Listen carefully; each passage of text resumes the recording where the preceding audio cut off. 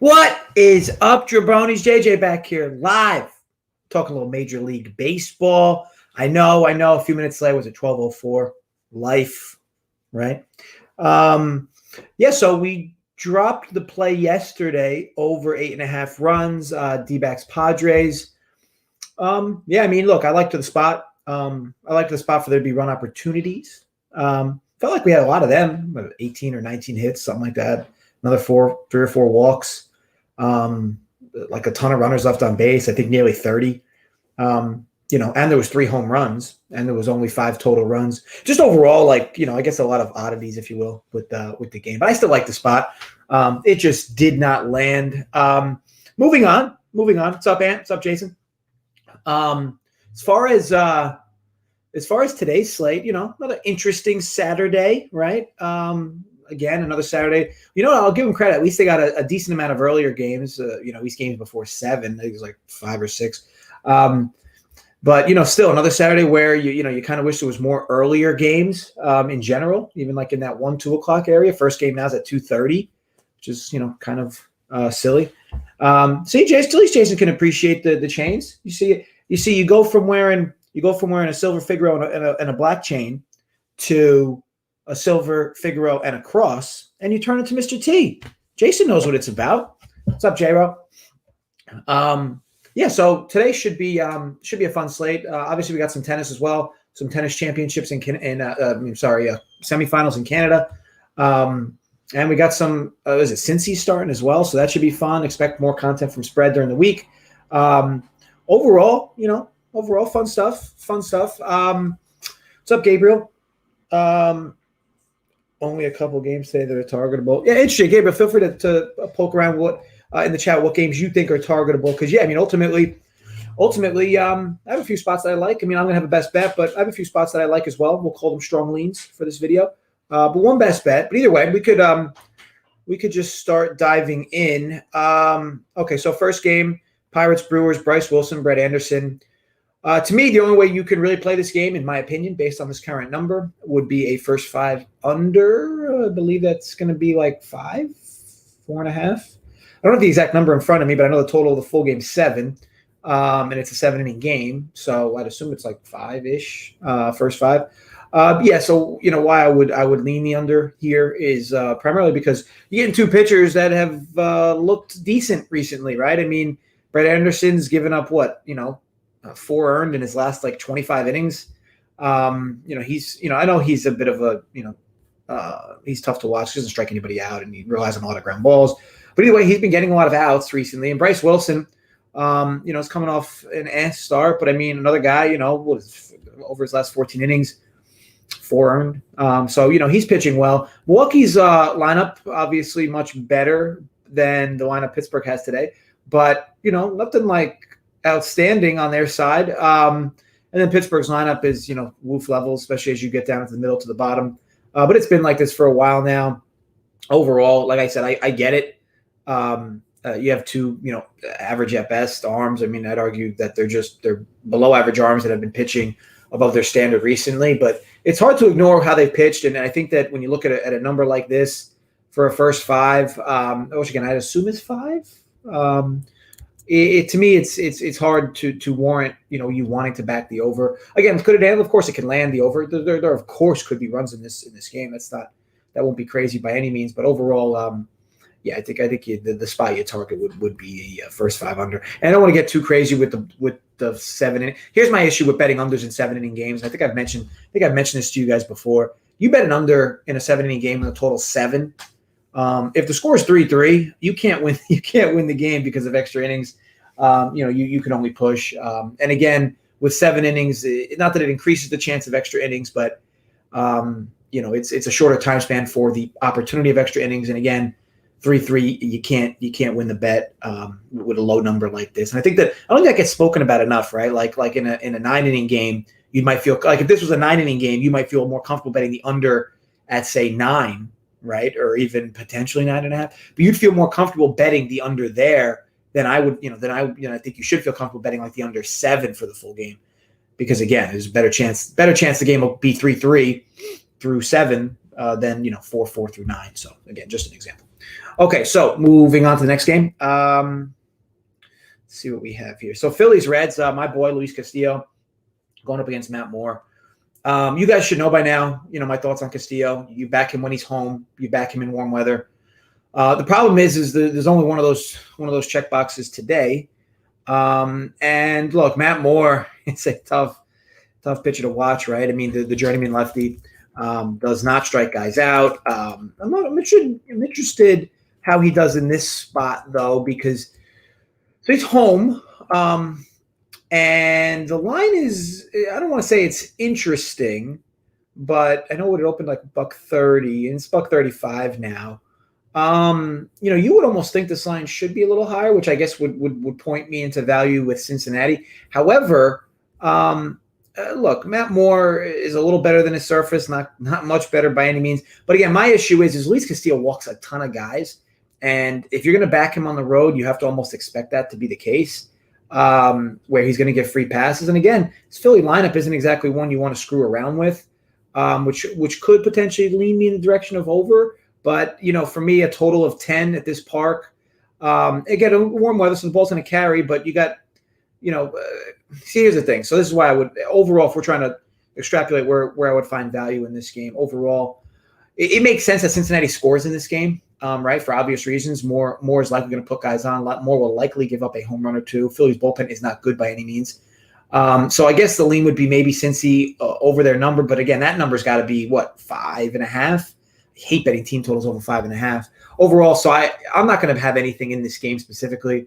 Again, I'd love to back Castillo here, but I feel very uncomfortable backing him in road starts, especially as a favorite. So it'll be a pass for me, but I get it. The spot does make sense for him now. Pitch Matt Moore, but I'll stay away at these current prices. Okay, so Chris Sale, Jorge Lopez.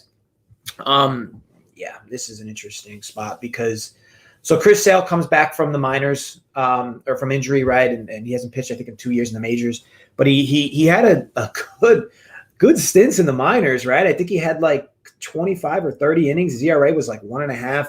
Struck out a ton of guys. He looked good in the minors. Now, sure, that's the minors.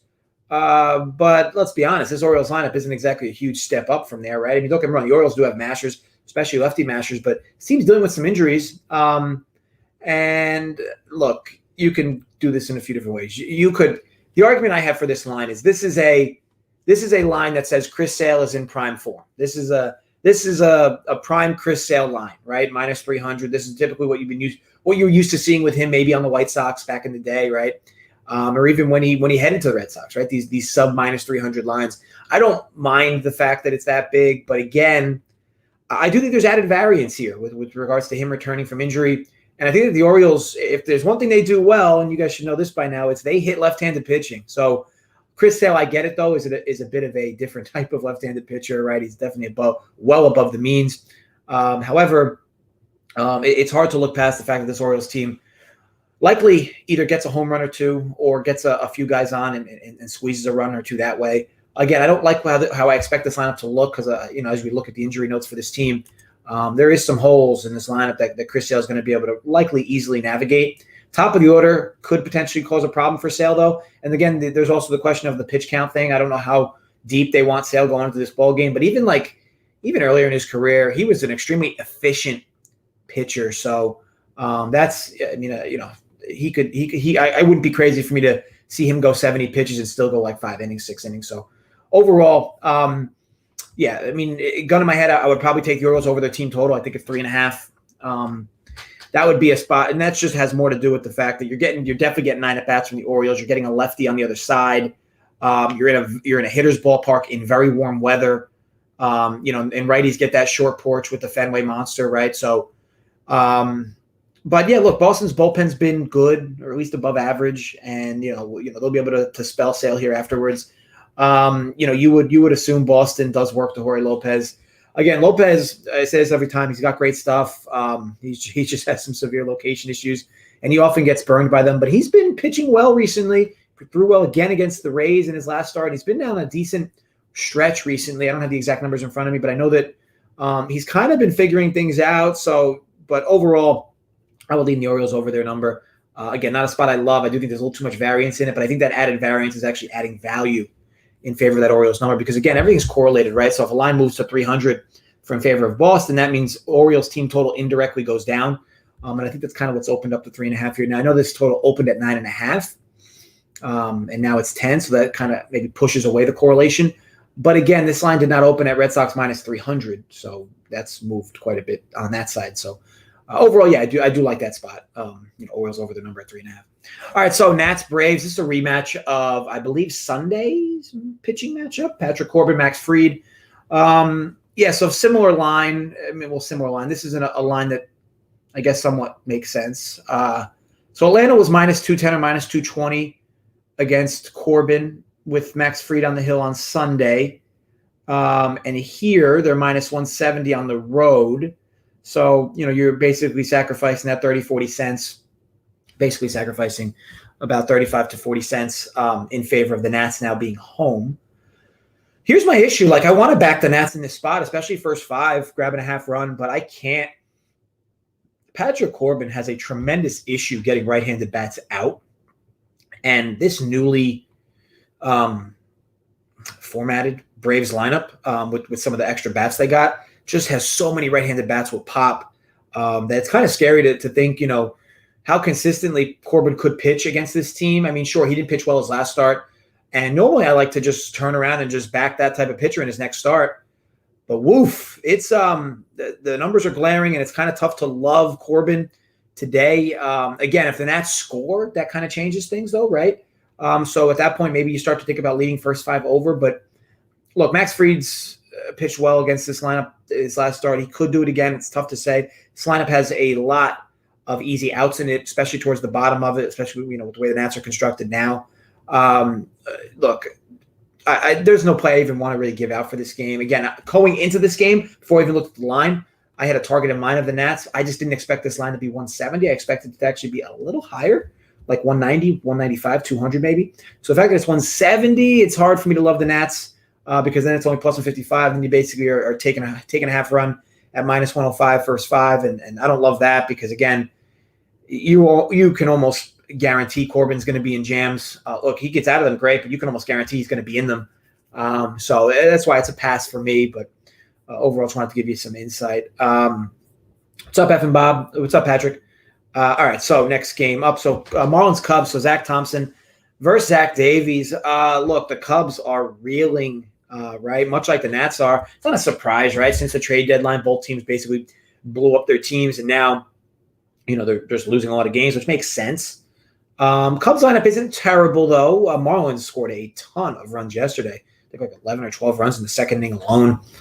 I like Thompson. I think he's been good. I don't think he's been great. I know his ERA is 3.09, but to me, his advanced stuff's worse. Zach Davies. Look, you know what you get with Zach Davies. A guy that doesn't strike anybody out. A guy that hopes to get a lot of ground balls. The good part for Davies is he's pitching in a pitcher's ballpark today. One thing worth noting. Yesterday was a complete anomaly in the sense of how many runs were scored at this ballpark. This has been by far the worst hitter's park in baseball by a long margin. Put into perspective before yesterday's game, and I don't know what the numbers are today. Actually, I can pull them up. So, let's get accurate numbers here. Let's not just start spewing bullshit.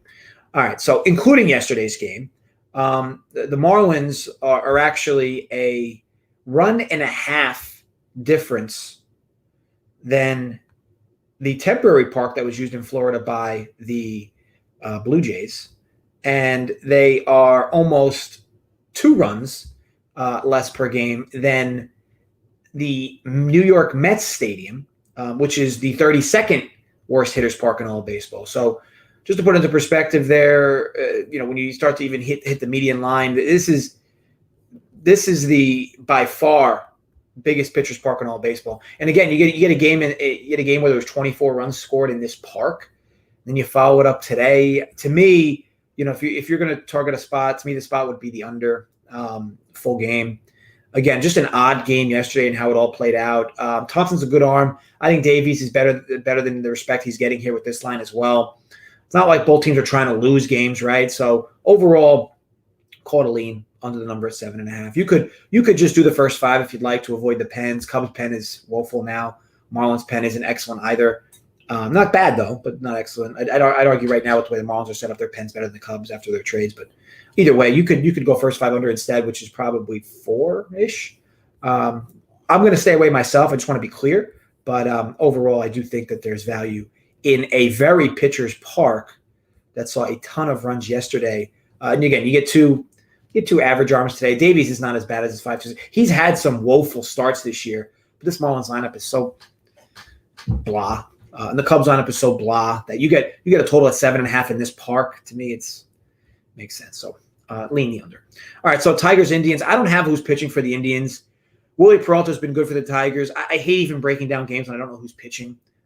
Is there any way I could see somewhere maybe? Looks like Henches. Did that get scratched, though? I guess if it's Henches, that's fine. We could talk about the game. I just don't want to talk about the game, and then it winds up not being Henches. But either way, I will say this, 10.5 in this park. Monster total. I don't care who's pitching. This total is a monstrous total for this park. You will not see a total in Detroit that's 11. And if you do, just automatically always bet it under. I don't care who's pitching. I know that might sound silly, but I promise you can every year, you can auto bet unders at parks that have their ceiling totals at them and overs at parks that have their basement totals at them. Because like, for instance, like, if they're going to ever if there's going to be 2 bad pitchers in Miami, right, and they're going to hang a total at 9 in that park, to me, auto under. I don't care who's pitching. It's an auto under. The park is not built to have that many runs scored in it, just the way that the dimensions are. And the same thing here for Detroit. Now, Detroit's been a bit of a hitter's park. I have the parks in front of me now. Detroit has been, let me look. Actually, Detroit's been the 31st worst hitter's park in all of baseball. Okay. So imagine that. This park is slightly better or slightly more hitter's park than Citi Field or the Mets field. So, and it's slightly worse than or better than Seattle or Washington. This is a wild number, and I get why it's this big. You're going to get Henches has been bad, and Peralta's got regression coming, but woof, this number. So strong lean under 10.5. Again, I don't care who's pitching. I know how bad the Pens are. You can go first 5 under instead. And I think that's what I see, right? Because I'm looking at this number. I see 10.5. Am I just seeing things? Just want to make sure it's what I'm seeing. Yeah, I'm seeing 10.5. So that's under. No doubt. I'll tell you this. I'll never bet it over. So I'll have some hesitations betting this over. Betting this under for a few reasons with these two arms. But I can promise you this: don't ever bet overs at parks like this at 10.5. Sure, today in Detroit there could be 150 runs scored. I can care less. Over the course of a season, you will not win money betting over 10.5s at this park. It's just science, if you will. Okay, so next game. The Brewers Pirates doubleheader, but Mitch Keller and Ashby, I won't even go into it. Rangers Athletics, Jordan Lyles, James Caprillion. Oakland minus 215, total 9. It is tough to bet Rangers games these days. I know maybe you could argue for some value in favor of them. They're just a tough team to want to back. 40 wins or sub 40 wins. Look, there's the other angle of this, that Caprillion shouldn't be 210 or 220 versus anyone. Oakland's obviously wants to win games, so you're going to get the best from them. I just think, look, this is an inflated line, but I can't bet the Rangers in their current state, so I'll likely stay away. You want to get ballsy, you can maybe go Rangers over their team total. I don't think Caprillion's a very good arm. He's okay. I know his numbers look good, but the advanced stuff really doesn't.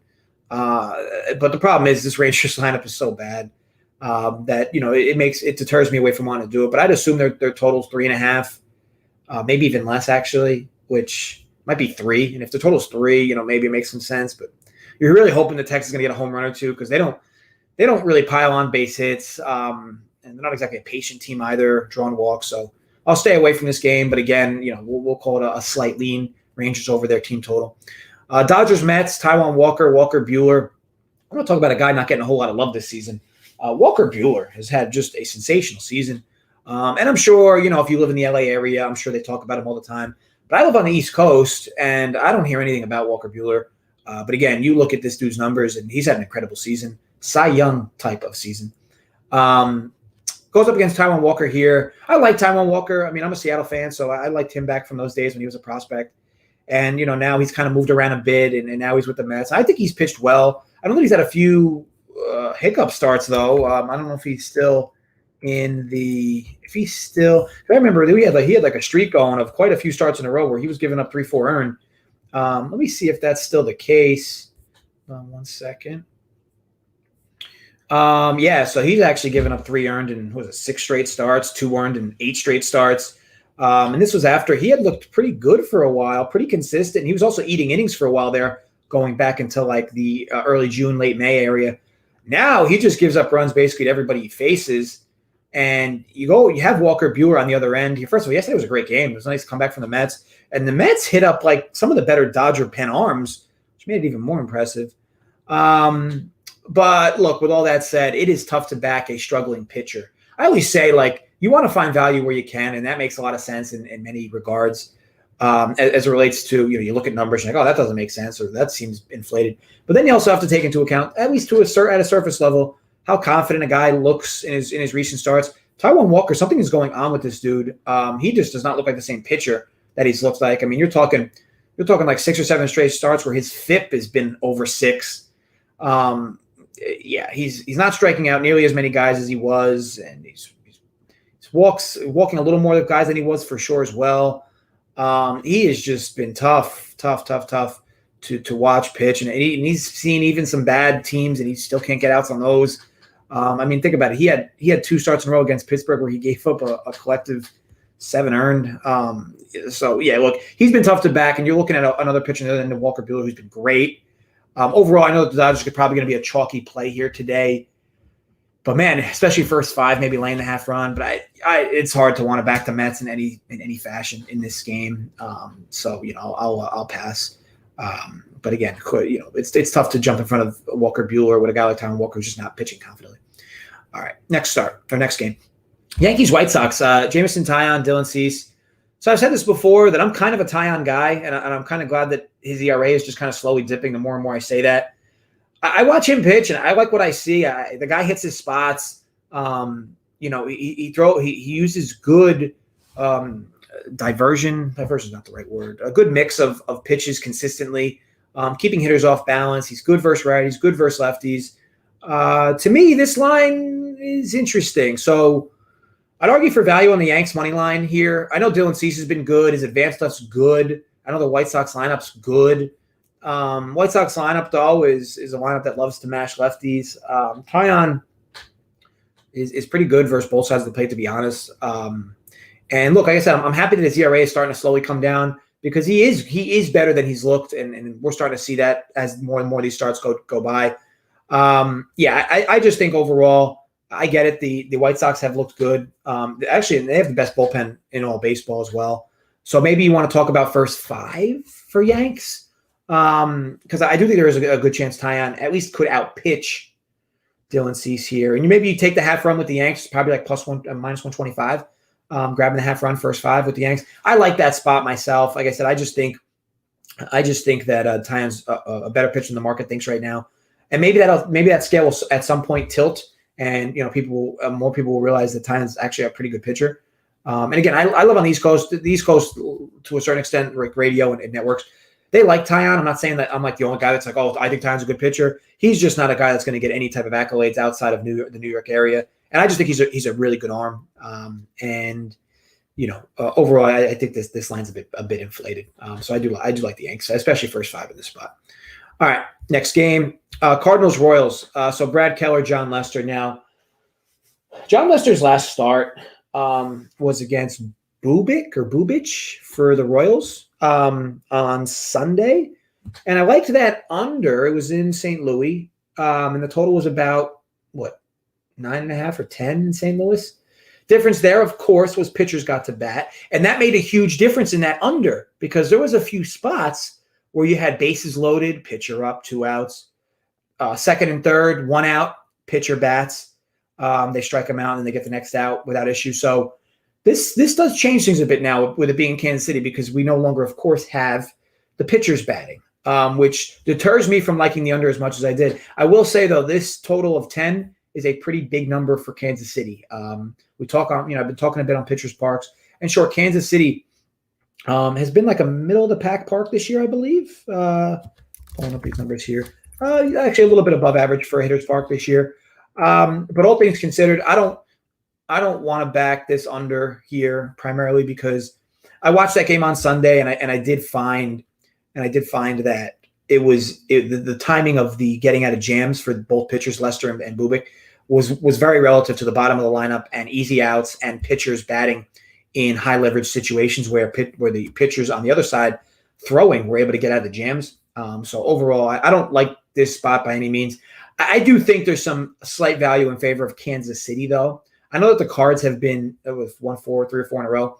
But I do think that Keller's a better arm than Lester. And Kansas City, despite what they are or aren't, they still have decent right-handed bats. And Lester's just been terrible pitching away from home this year. And sure, his new home park, I'm sure he's going to have to get familiarized with that as well. But on the road, he's been bad, and he's also very bad versus right-handed bats. And again, he did see this team the other day, and the Royals did. Lester magically got himself out of a few jams, but again, a lot of that had to do with he was fortunate enough to face the pitcher in a few high-leverage situations. He's not going to have that flexibility today. So overall, I lean the Royals at the -110 number, full game. Okay, so Twins, Rays, Kenta Maeda, Michael Wacha. Yeah, so for me, strong lean here. Twins, full game. You could even go first 5. Actually, yeah, stronger lean first 5. Michael Wacha is a surface-level pitcher with, a surface-level ERA of 5.49, and the advanced stuff just completely backs how bad he's been, and he is terrible versus right-handed bats in particular. The Twins, if there's one thing they do have with potency, it's right-handed bats, and I know that they gave up some folks at the trade deadline. They're still dealing with some injuries, and they are on the outside, very far outside, looking in for any type of playoff hopes. So, you have one team that more or less is just rolling along with the Rays, and the Twins are on the other side, and I get it. And you look at Kenta Maeda's ERA at 4.69, but he's been better than that. Look, Michael Wacha is just tough to watch. He doesn't really strike anybody out. He walks a ton of guys. And I know that there are some glimmers of hope with his advanced numbers if you really dig into them. But now you're talking another 2 straight starts that were bad outings for Wacha. And he draws this Twins lineup here. And I get it. Maeda hasn't been great either. 9.5 number, I'd argue this number's a little soft, actually, for this spot. I've seen totals in Minnesota that have been as high as 10.5. So the fact that I see 9.5 here with 2 arms that are very susceptible to giving up runs would definitely lean me in favor of the over full game. I don't like Minnesota's pen, but I don't think it's terrible. I do think Tampa Bay's pen is very good, top 5 in my opinion. But so maybe you just go first 5. But I always 9.5 is a tricky number when you want to bet first 5 totals. When you want to bet first 5, unders, it's fine at 9.5. But when you want to bet first 5 overs at 9.5, you likely need 6 runs to get scored through 5 innings, because you either need to bet 5 or 5.5 at dog money because you're not going to get 4.5. So you mean 6 runs to win. That's not fun. It could happen, but that's why I would lean the full game over the 9.5 number. I just think that both these arms are susceptible to giving up runs. Both teams, are definitely have pop up and down the lineup. No free outs. Tampa certainly doesn't have free outs at this point. Minnesota's, definitely has guys that can put balls in the seats. And overall, I like that spot to go over the number at 9.5. All right, so what's up, Twitty? What's up, JCW? Zach Wilson. Did you talk about Brewers? Yeah, I talked about it. Bob, Rangers have been winning. Yeah, but Zach Wilson. You got to define winning, right? So what 3 of 4? 3 of 5. I don't have the exact numbers in front of me. But overall, they might have been winning, but they have 40 wins in the season. You know what? Let's get confirmation on what you meant by they've been winning. Let's see. Maybe it'll surprise me. Okay, so the Rangers have won 2 of their last 12 games. So Rangers have been winning. Zach Wilson, I don't know what you mean by Rangers have been winning. They're like 2-10 in their last 12 games. What's up, Ray? Look, it's fine. They've won. Well, let's create a sample size better. They've won 2 of their last 4 games. Okay. Before that, they lost 6 in a row, or 7 in a row. Maybe the winning you're referencing was they had a 3-game winning streak They had a 3-game winning streak 12 games ago. But outside of that, they haven't been winning. Okay, so next game up is going to be, where are we? Oh, Padres Diamondbacks. Okay, so this is my best bet. Guys, I'm going to go right back to the well. Over 9 runs, -105. I know that you can get 8.5. I saw 8.5, 120. I don't like laying the vig if I don't have to. Look, if it lands 9, it is what it is. Look, this is more to do with I've liked what I've seen in this series. So I loved how much hitting there was in game 1. I thought there was a lot of base runners yesterday. Yesterday could have been a spot where either pitcher was like 1 or 2 bad pitches away from completely unraveling. Blake Snell left guys on every inning.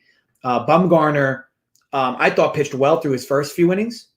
However, it's been tough. Bumgarner's been pitching really well during this stretch, and you got to give him credit. But it's another one of those spots where he gives up a homer or 2 somewhere in between, and who knows what could happen in that game. And I'm not sitting here telling you, oh, I was on the right side yesterday. But what I am telling you is I like how these teams are hitting. Like I said, yesterday you got 18 hits in the game. You got another 4 walks. You have 5 total runs despite 18 hits and 3 home runs. So I think it's pretty clear that the ball's getting out of this park. And you have another start here where you have 2 pitchers that, Tyler Gilbert's a quadruple A guy. And when I say quadruple A, I mean that he's really not good enough for the majors, but he's a decent triple A guy. That was called up recently. He only has 3.5 innings under his belt. Musgrove, look, we know the deal with Musgrove, right? He needs swings and misses on balls outside the zone. When he's not getting them, he's a whole different pitcher. Now, the Diamondbacks can go flailing a bit, but overall, it's a bit look, for me, this has more to do with yesterday. All the big pen arms from both teams saw that game yesterday. Look, I would have loved that game to go to extra innings, not only for my bet, but for this bet in particular, because that game went extra innings. You were likely going to start seeing all their better pitchers for, at 10th, 11th, however long the game would have gone. But you still saw like the Padres use some of their best pen arms. The Diamondbacks use their 2 best pen arms.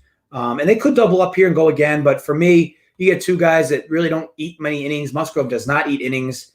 Gilbert is a glorified quadruple A guy. So he's likely not going to pitch a lot of innings tonight. I just think we go right back to the well. I know it lost yesterday, but I've just loved what I've seen from this series.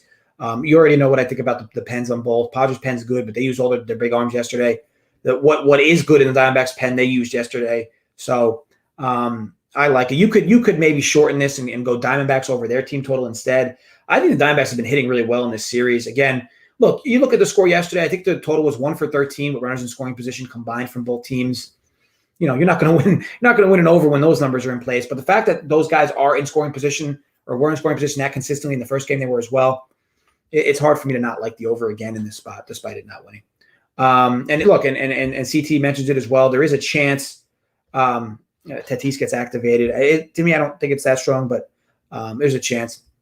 Scott Mack, sword fight champ right here. Is that like, are you a sword fight champ? Do you fence? Nothing wrong with fencing. I fuck with fencing. All right. So let me type that in for you guys so you see it. So best bet. And again, I chose to bet it over. You could have got it 8.5 at FanDuel -122. I chose to take the 9 at 105 at DraftKings. So Birds Padres over 9 -105 DK. Okay.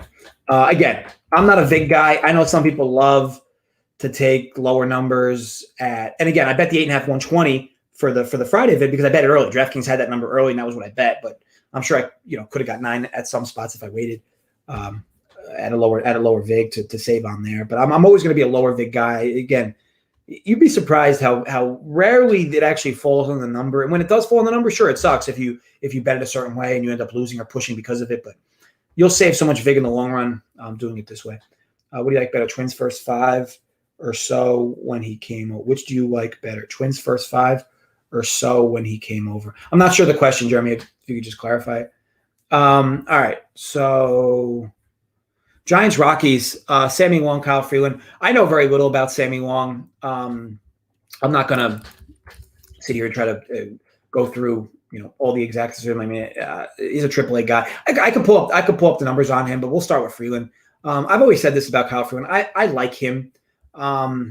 He's just tough to watch at times. He doesn't strike many guys out, and if he's walking guys, it becomes an even bigger problem. But he's a grinder. I mean, the dude year in, year out, he doesn't have a great fastball, but he's got good off-speed stuff. And interesting enough, it's going to be like a little chilly. It looks like today in San Fran, like 55 degrees. And sure, that's not cold by any means, but like for this time of year, it's brisk, if you will.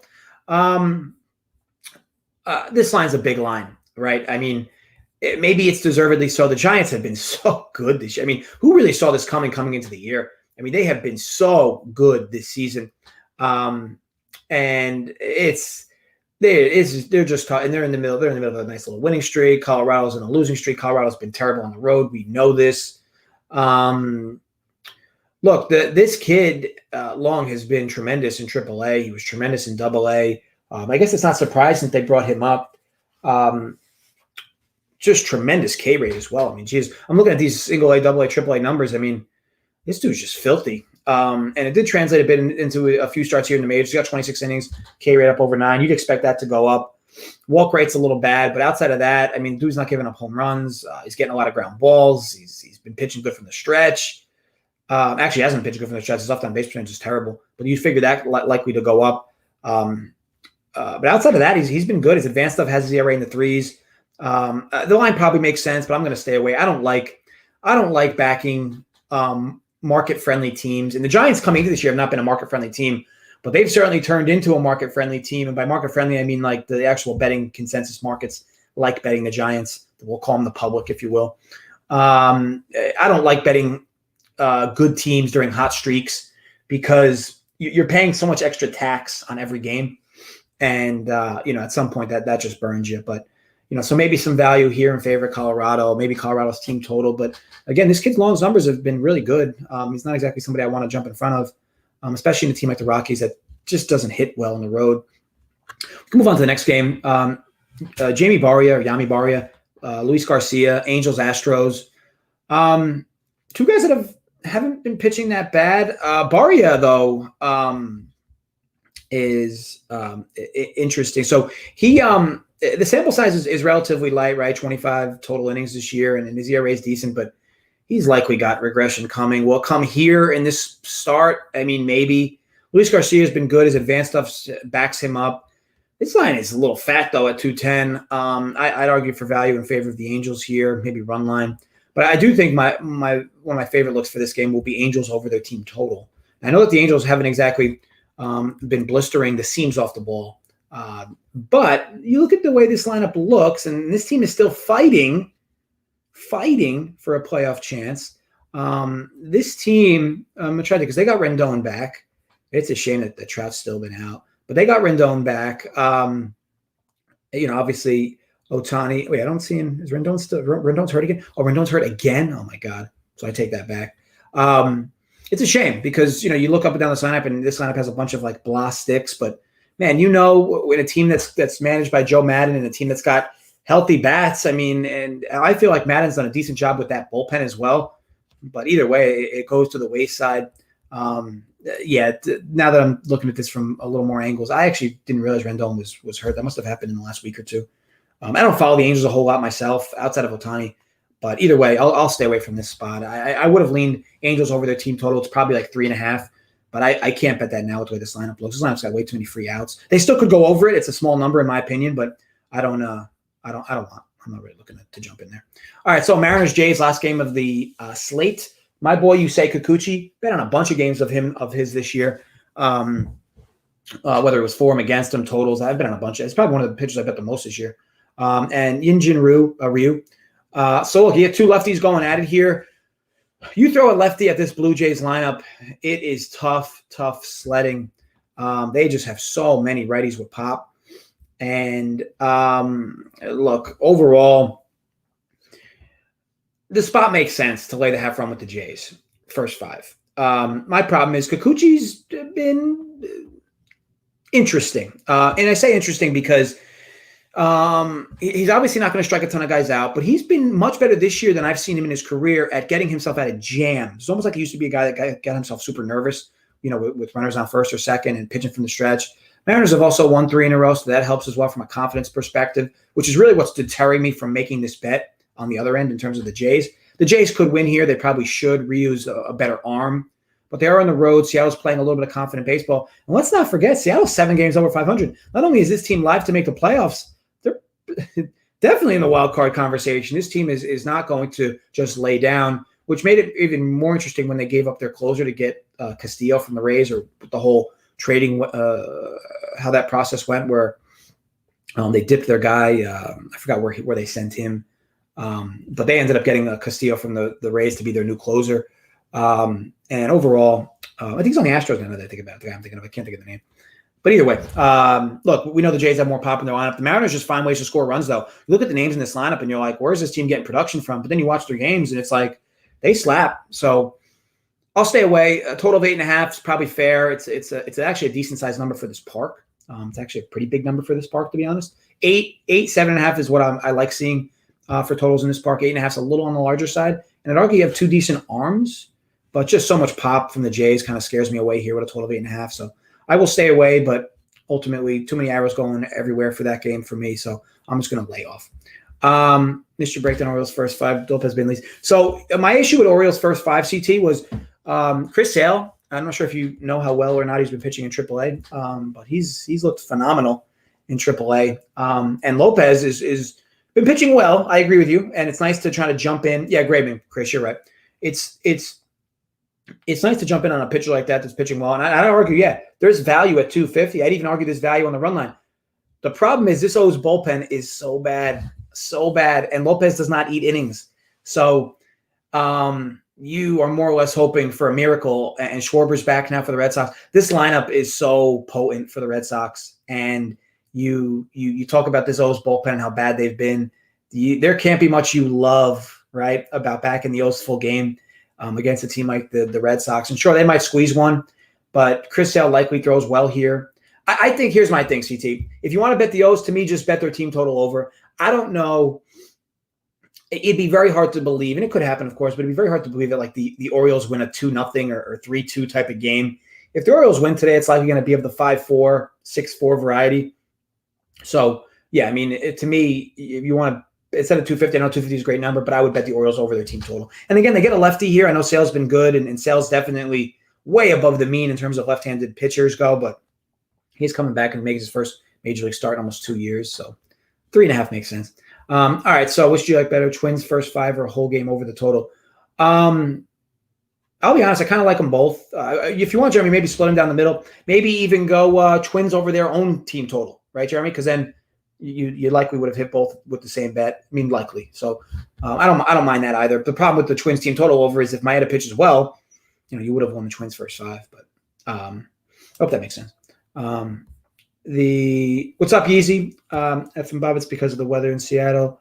What's up, B-Rad? But yeah, other than that wraps it up. Walsh came back a few games ago, which helps. Yeah, JW, he's still only one bat. I mean, you look at how this lineup looks, and they haven't exactly been scoring a lot of runs either, the Angels, if you look at a bunch of their recent game logs. But it makes sense, right? This team, they have a few bats, right? But it's just too many injuries to good players. Jason, I wish. All right, so overall, best bet, I'm going right back to the well. I know it's not really a well because they lost yesterday, but over 9, -105, D-backs, Padres. I might give you a few leans as well that I liked, a few of my stronger stuff that I might end up actually pulling the trigger on if it moves just a little bit more where I want the numbers to be. But overall, I wish you guys all the best of luck with all your bets today. Another fun show running down the slate. As you guys know, I'll be back tomorrow, Joey and Holden, doing another baseball slate. And expect, I think, Jay tonight for either not a NASCAR, but a UFC show. Is there a UFC event tonight? I haven't heard much of any. Either way, I could find out. But regardless, you'll see us tomorrow for baseball. So until then, be sure to gamble responsibly. Stay safe, folks, and that we will see you back tomorrow. Run pure. See you tomorrow.